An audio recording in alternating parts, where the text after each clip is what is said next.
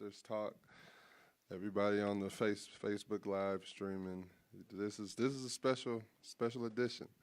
You know, we're here with the one and only Mrs. Gail Miller. Hi, Effie. Oh, hello. I'm a little nervous. You know. Me too. Okay, cool. Usually, we just like to spend time to get to know the author before we really jump into your book. So, what do you like to do for fun? I go to basketball games. Okay.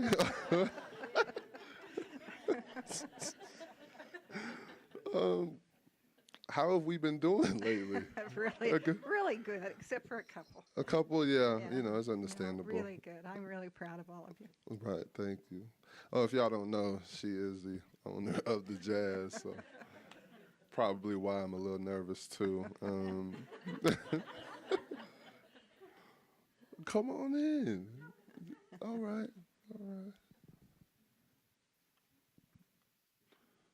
What are your top 3 books? Ooh, my top 3 books. I like John Adams because I think there's a lot of good philosophy in there, and it's a really nice love story that reminded me of my relationship with my husband. And I don't read as much as you do, but most of the books I read are self-help. Self-help, yeah, Yeah, okay, so understandable. they're not books you'd pass on. Right, okay. So you're still learning and still pushing for more Still trying to get better. every day. That's impressive. Where did you get that work ethic from? I think it came from my upbringing, being poor and knowing that whatever I got, I had to work for. And my parents taught me that whatever I wanted, I could get or do. So I had to work for it and be frugal, and paid off. Right, okay. Do y'all have any questions on, wanting to get to know Miss Miller? So y'all are going to be shy too, huh?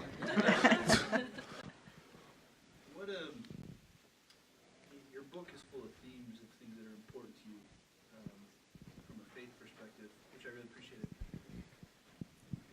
I'm curious what, if ever, you've put to words in a singular thought of your purpose statement. You've come from so much, like you said, having so little in your childhood to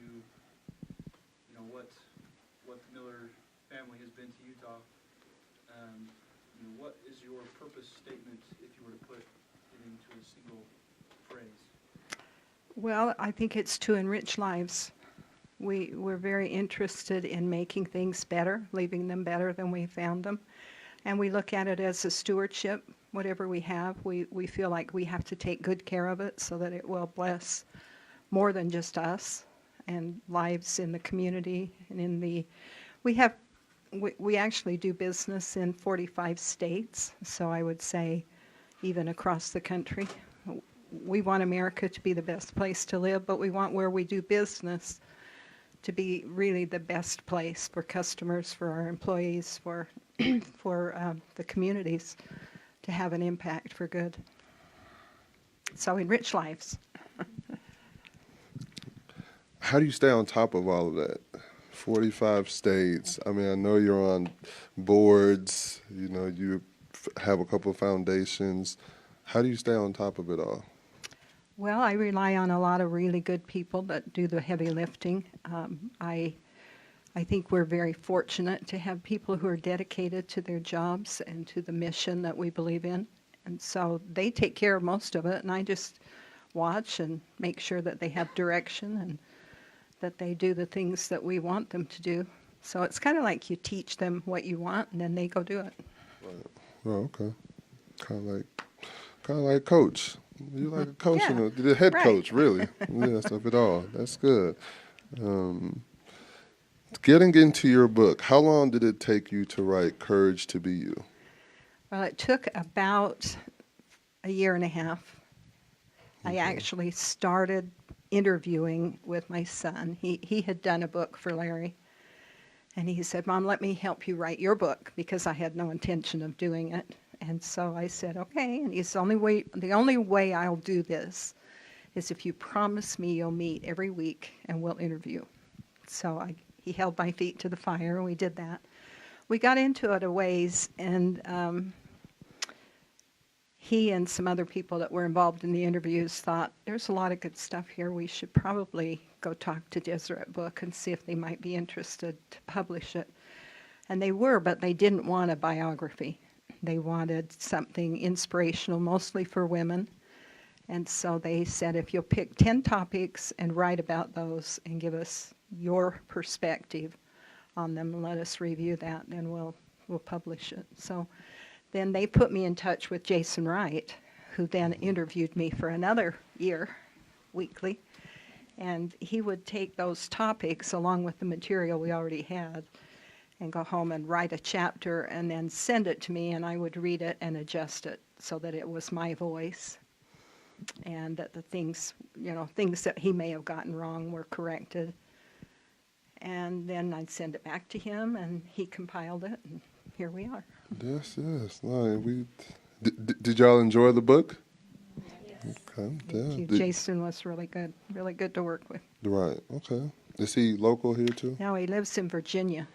Oh, so he would come. We did it by phone, and then once a month he'd come out and we'd visit together. Okay, nice. Do you think you'll do another book? No. No. This one went so well. I know, that's all I have to say.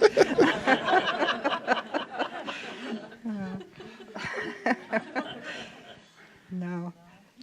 That's understandable. It's your world.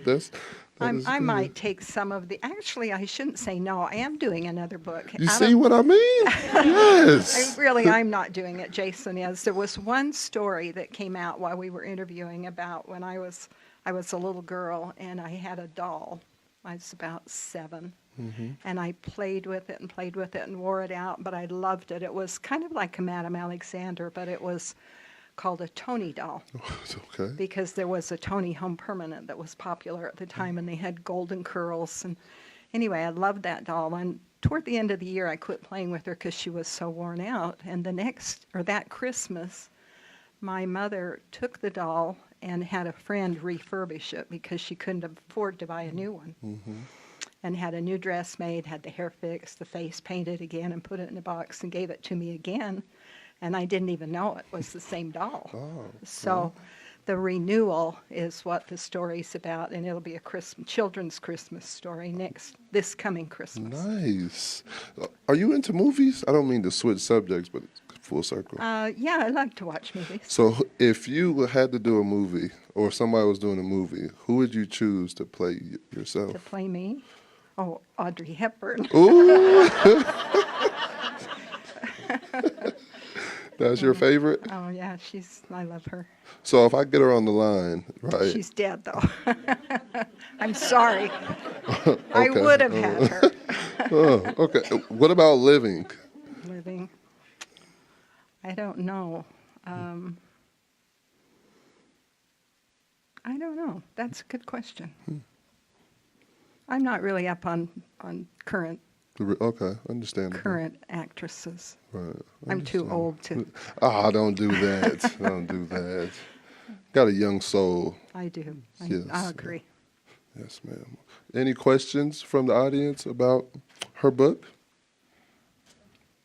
Go ahead, please. So, Deseret Book said this would primarily be for women. I wondered, I thought this book made some interesting interventions into Latter-day Saint culture. I thought that you tackled some issues that I think a lot of Latter-day Saint women face: perfectionism, self-erasure.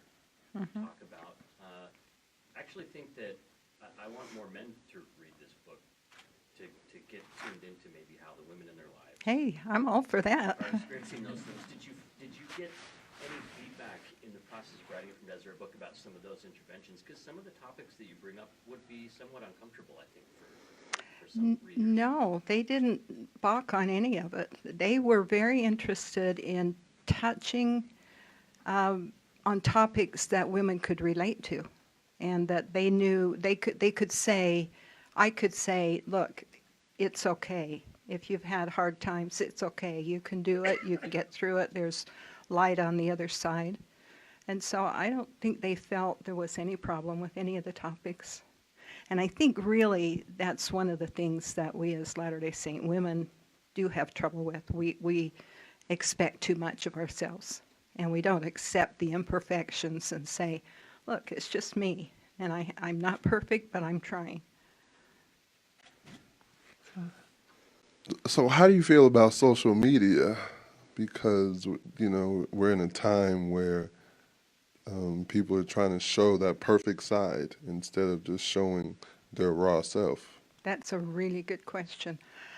I think it's there's a good place. There's a place for it. There's good on it, and there is a lot that makes you feel that way that you can't measure up. So I think, all in all, I feel bad that it's so pervasive because it prevents people from interacting face to face and having that social connection. It's all behind a screen.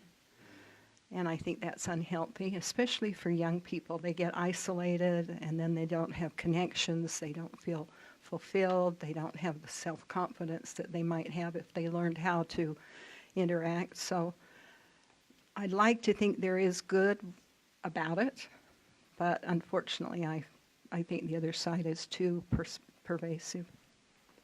Yes, ma'am. Yes, ma'am.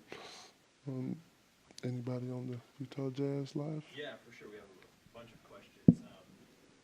One from Jessica on Facebook. She just wants to know sort of what was your motivation and driving force, and how did you last those early days with young children, and Larry was working 80 hours a week. What kept you going? I think we had maybe a unique relationship where we were a team and he did all the work and I spent all the money. No, actually, I stayed at home and took care of the kids, and I just felt like I had to do that to support him because he was working hard to support us. So that motivation, it probably is old school thinking too, that once you get married, you're married for, you know, you make that commitment and you make the most of it. That's where I was, so that's what motivated me.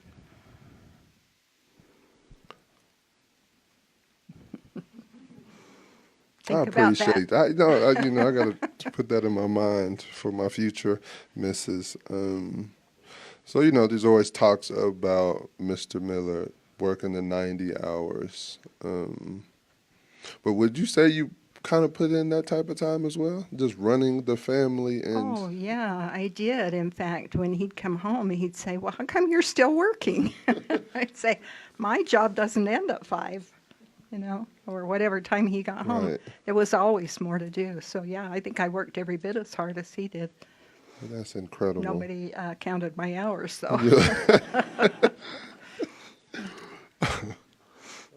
Anybody else? What I loved about this book is reading it, I felt like you're like my aunt giving me great advice. And I think a lot of that came from your confidence of knowing who you are, what you believe in.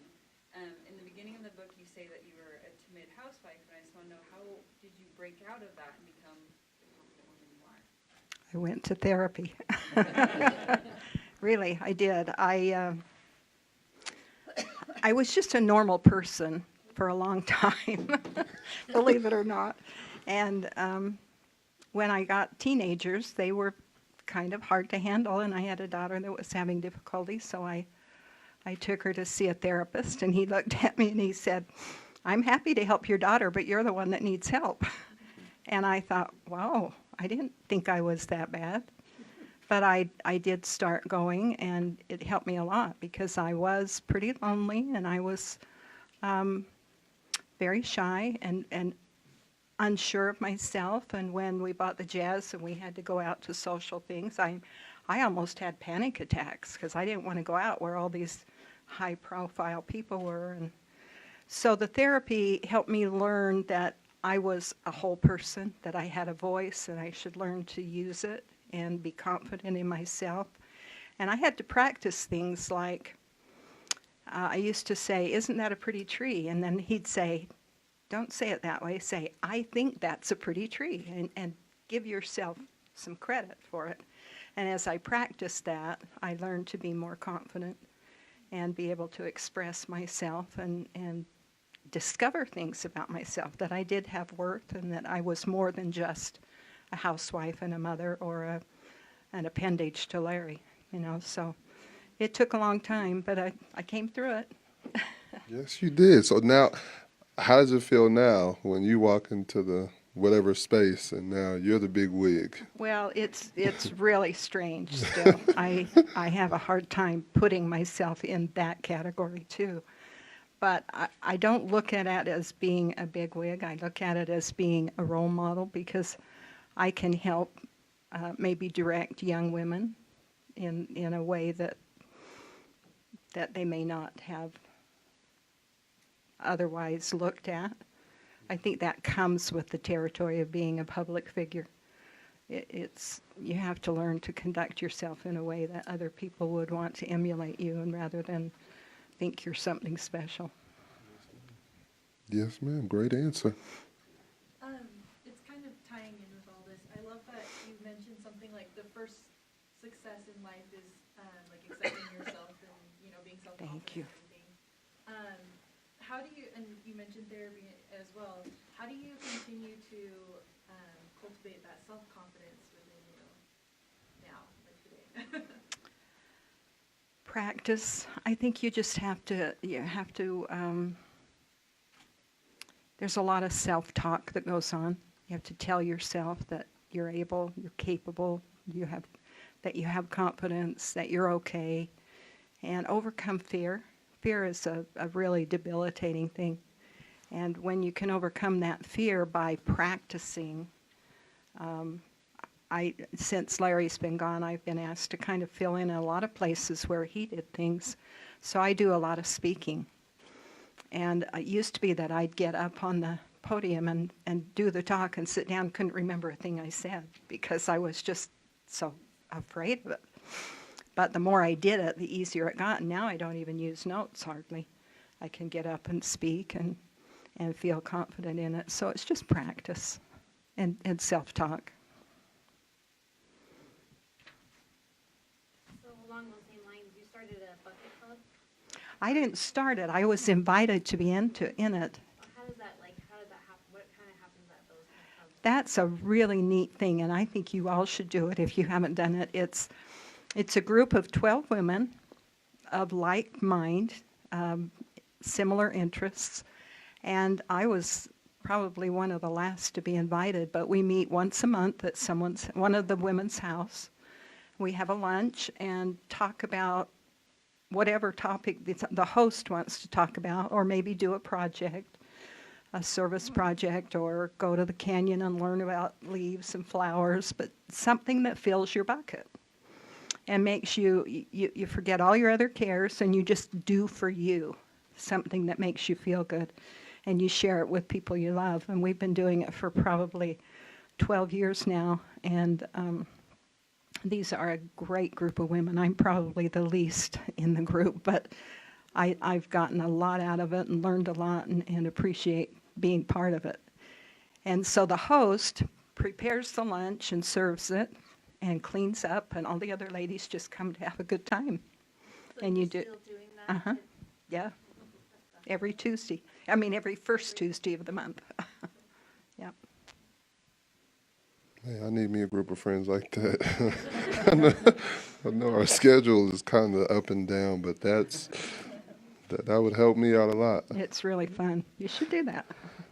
You got some friends. I do. Are y'all looking for any new applicants?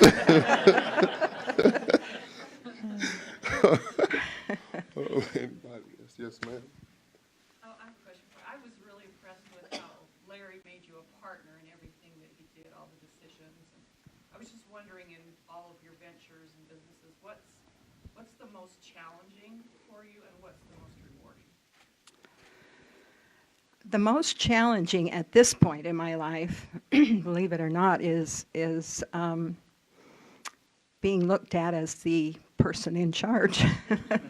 Because I think it's because I'm a woman and I never worked in the business. And so there's no credibility for my ability to do what I'm doing. I have to really work hard to get that. And your question was, what's the most rewarding and what's the hardest? The most rewarding is being at a point where we are able to do things to help other people.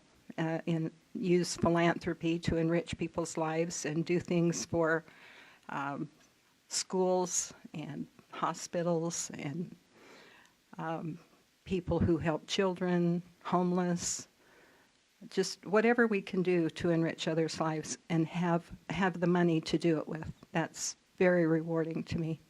It's kind of the reward for working as hard as we did for so long, and now we're able to do that, so I like that. I have another question. Like as a teacher, I know you had a proposition out for the teachers this past year. Mhm. Where did you get your passion for education? Well, neither one of us, neither Larry nor me nor myself, went to college. We went one quarter. Larry dropped out, and I finished one quarter. And so as we were able to start doing philanthropic things, we decided one of the things we could do that would be very beneficial and honor education and help us at the same time is offer scholarships to our employees' dependent children. So anybody that works for us, for the Larry Miller Group, for 2 years or more is entitled to a scholarship for their child. And beyond that, we've done other scholarships and help colleges, and we do it because an educated society is important. And if we have an educated population, everybody benefits from it. So that's where I got my passion for schools, and then I was asked to work on the Our Schools Now project, and unfortunately we failed at that, but we're not through. We're going to get some money for schools. But that's why we just think that's the basis of society is an educated population. I love that because all across the country you see teachers are protesting, whether it's for pay or, counselors, or to limit the emergency certificates given out. So that's very important. Please support your local district of schools. I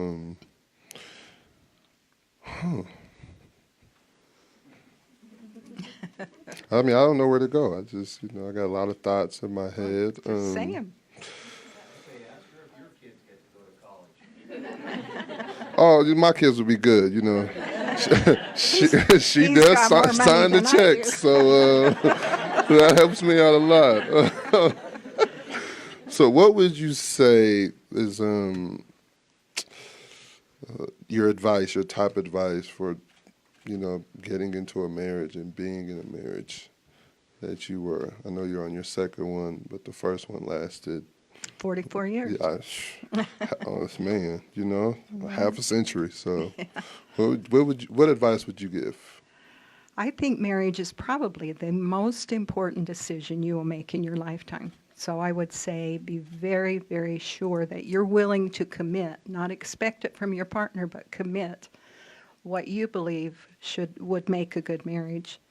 And when you give 100%, you're likely to get back 100% if you pick the right person. So somebody that's compatible, someone that has the same faith as you do, the same, not necessarily religion, but the same faith, that you're on the same page, that you talk about everything before you get married.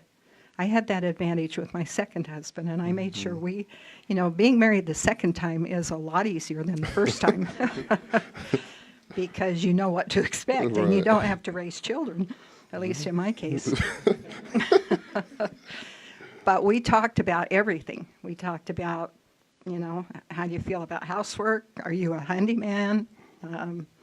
How are we going to interact with your children? How are we going to interact with mine? And so every topic I could think of, we talked about. So I think that's good for a first marriage too, so that you understand what you're getting into, how you're gonna handle things. And so I think it's just really important to be open and honest and not expect the other person to do all the work. Amen. Thank you. Question. Question again, sorry. Your book doesn't shy away from religious, your religious views and your faith. And in comparison to some of the other LDS books that I've read, it doesn't shy away from the challenges you face with your faith and with the faith of your family. And that was very meaningful, you know, as I read it, as someone who has struggles in my own family, in my own life. And I appreciate that, but at the same time, it also, you know, was a very, you know, faith-bearing book that you put together. And my question is actually for you, Ekpe, you know, as you read the book, you know, how did it shape or affect your faith? You know, having Miss Miller open up about her faith and her testimony and what she believes in, you know, how did that affect you and your belief system?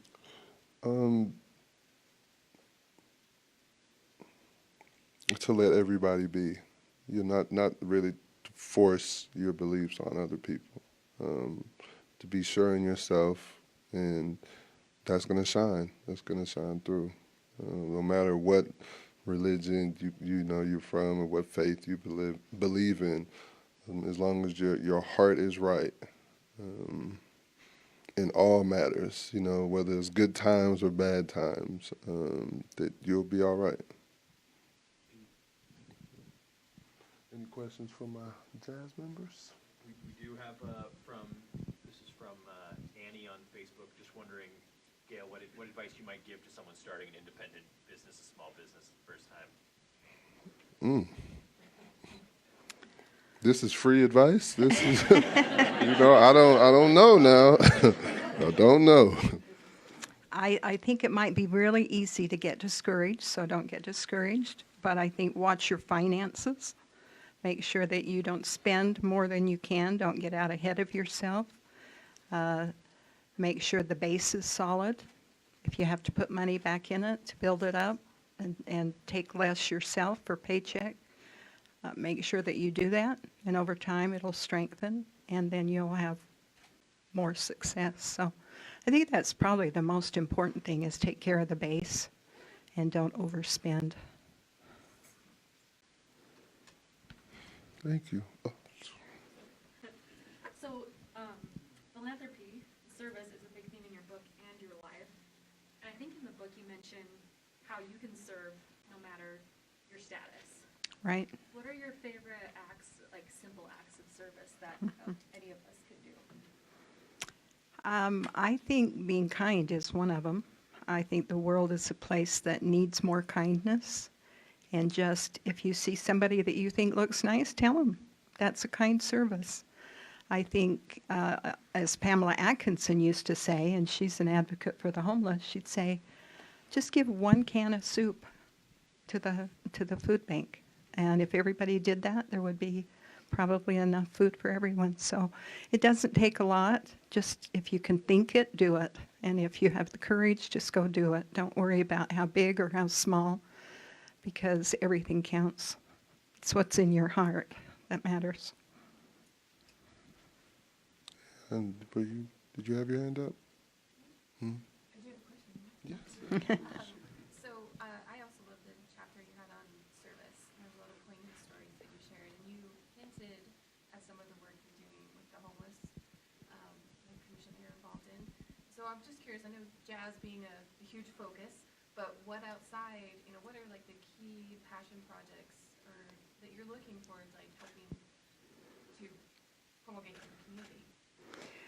Well, I kind of have, having come from a family of meager means growing up and knowing how hard it is to make it when you have very little, I have a soft spot for homeless people, because a lot of them are homeless by really no fault of their own. They've lost a job, or they've had an illness, or they've had a financial reversal, and they find themselves in a situation where it's hard to make ends meet, and then they can't make their rent, and they can't take care of their family.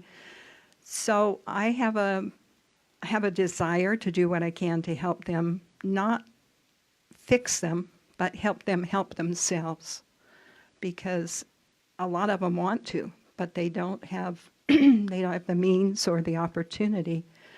And I think as a society, we have to find a way to help them get out of homelessness by providing services that can teach them the skills they need, or give them an opportunity to better themselves. And so some of the things that that we've done is we've provided jobs for them at the arena, because there's a lot of opportunity there for part-time work and for people who don't need a lot of skills. Of course, we've donated to the homeless. I serve on the Shelter the Homeless committee. And so for me, that's one that's very tender.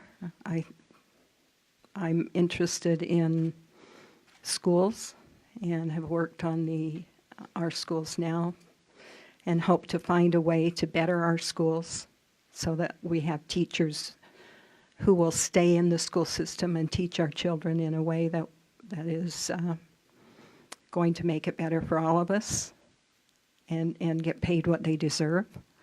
I think it's important for our students to have the tools they need to learn what they need, and it's going to be harder and harder for them, because if they don't know about computers and how to work with not social media, but those kinds of things, that's where the job market is going. Everything is going to be computerized, so we need to have the opportunity for them to learn that. And I don't think that's a matter of intelligence. I think it's a matter of having the opportunity to learn. I know there have been studies where if you take a kindergarten class and you follow them all the way through high school and they all have the same opportunity, they all graduate from high school. It's where you don't get the same support or the same monetary value in each family that it makes the difference, because the kids are all smart. It's those outside influences that change how they perform. So I hope that answered your question. Random question. How do you feel about artificial intelligence?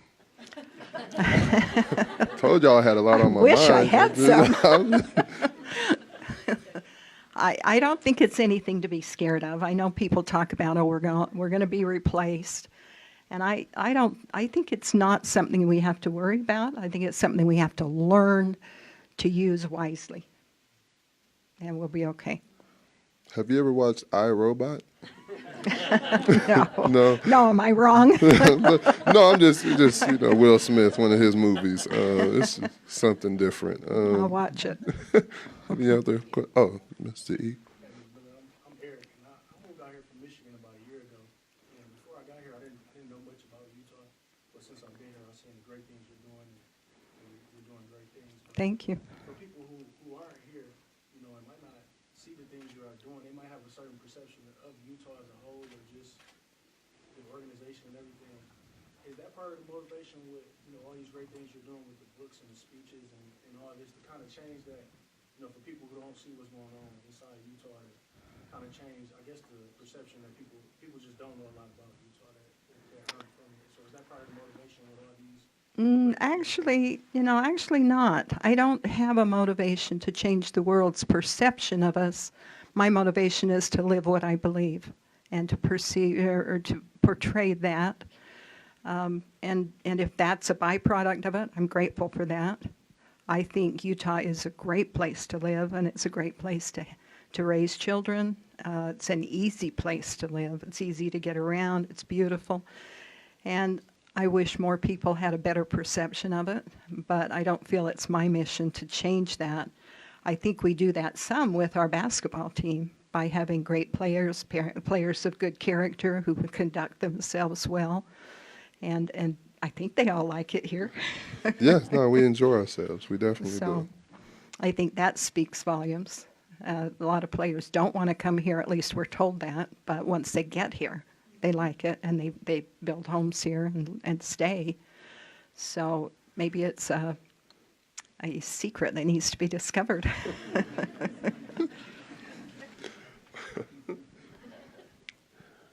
Did you ever ski, snowboard, sled? I went skiing twice. Okay. I only went the second time to prove I didn't like it the first time.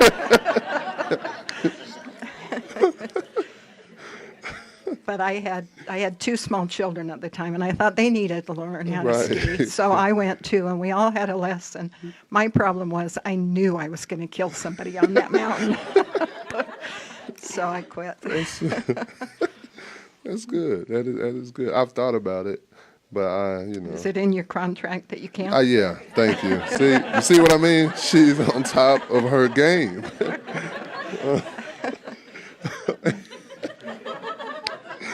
Oh, oh, anybody else in the audience? I have a question for you. Just, I mean, when you started this book club and this author's talk, did you think you would be kind of having these level of conversations and just, I guess what does it mean to be able to sit across the book from a very different background from Right. these ideas? No.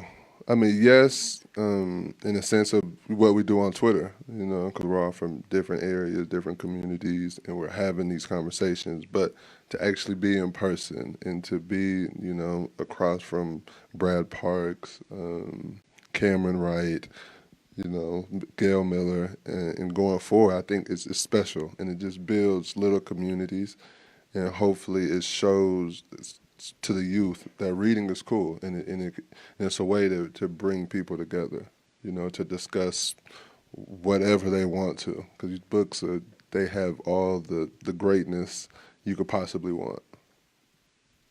I have a question. Ooh. All right. Do you play the piano? No, I don't. Fingers? You have long fingers. No, I want to. I really do. I think it's have fun, Yeah. romance a little bit. Yeah. That's great. That's just me. There was a hand that went up in the back. My man. I'm just wondering, I know that you and Larry, I've lived here all my life, so I've watched you guys bring the jazz in, and that was wonderful. Thank you very much. But how have you dealt with the different risks from, starting the car dealerships and all of the other stuff? And I'm just curious about how that impacted your relationship with Larry. Was one of you more of a risk taker and one of you less of a risk taker? And so if you could just talk about that, that'd be fascinating. Yes, Larry was the risk taker, and I was the more sensible one. But I had a lot of confidence in his ability to do things. He was actually very brilliant and very driven. And I knew that he could do whatever he set his mind out to do. Wasn't always easy. There were times when I wondered, why do you want one more dealership? And I kept asking him that. And one day he said, it's simple. It's because I can provide more jobs for more people. After that, I thought, oh, okay, if he thinks he can do it, I'll support it. And then someone asked the question about us being partners. We actually were legal partners, and he never minimalized me. He always treated me as a partner. And so I always knew what was going on and how he was doing things and why he was doing things. And so that made it easier to support him, because he did treat me like a partner and gave me a lot of credit for what he did. He would say, I couldn't do this without you. And it took me a long time to accept that, but I finally realized he was right. He needed my support, and he needed to have a place where he could come home from the cares of the day and feel safe and rejuvenate and then go back out the next day. So we were a good partnership, and then when he passed away, it all reverted, it all came to me as the owner, and I felt like we worked a lot of years to make this happen, and rather than just sell it and let it all go, I would continue the legacy and keep trying to make it work. And with the help of my children, it's worked out. So I'm very lucky that way. Was it a smoother transition, I would say, once you had to step in?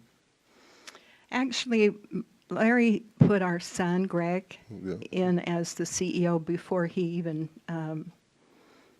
got sick, because he knew it was time for him to slow down. Mm-hmm. So that was in July of 2007, and then the next June he had a heart attack, and then died in 2009.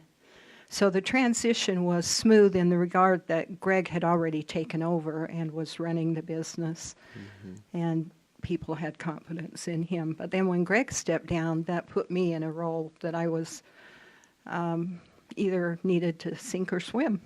And so I decided to swim. Yeah. We are glad you did. I know that the state of Utah is very happy that you did. Thank you. Yes. A couple last questions. So I remember when somebody asked Larry once how he wanted to be remembered. He said he wanted to be remembered as a man who loved Utah.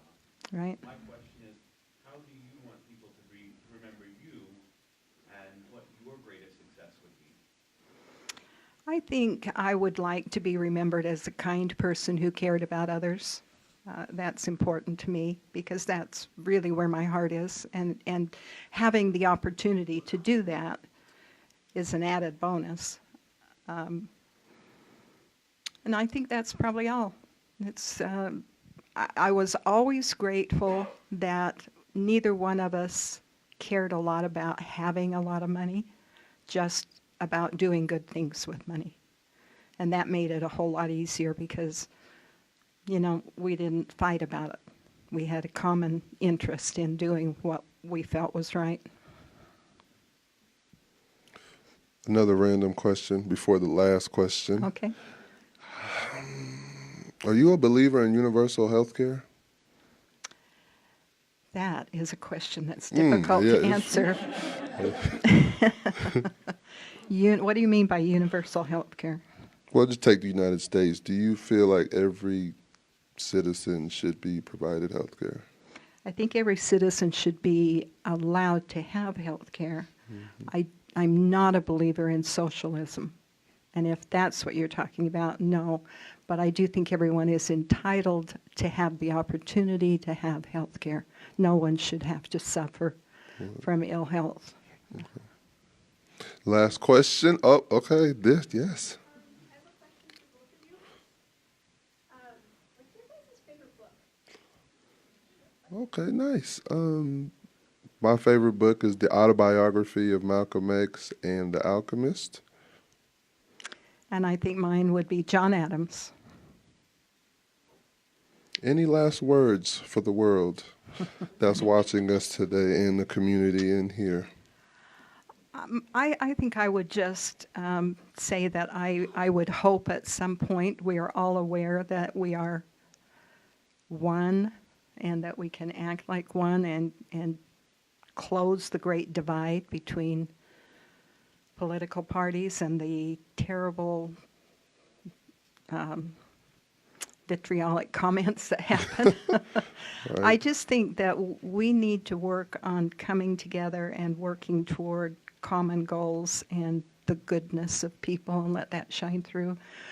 We're all the same, and we need to act like we're all together. I don't know how to explain it, but I hate to see people being angry at each other and fighting over things that are not worth fighting over. And instead, we need to be able to work together for the common good of everyone. Yes, ma'am. Thank you. And on that note, Authors Talk, here we are. Thank you all for coming. Thank you for watching online. And, you know, it wouldn't be right if I didn't get you a gift, so I definitely had to get you some Thank roses. you. Oh, my Yes, ma'am. goodness. They're beautiful. Thank I have you. good taste. You know? Thank you Or very this wonderful much. woman that Oh, how she has sweet. good taste too. I'll Yes, never ma'am. I'll never look at you the same again. Perfect. Well, thank y'all Beautiful. again. Thank you. To the ones watching.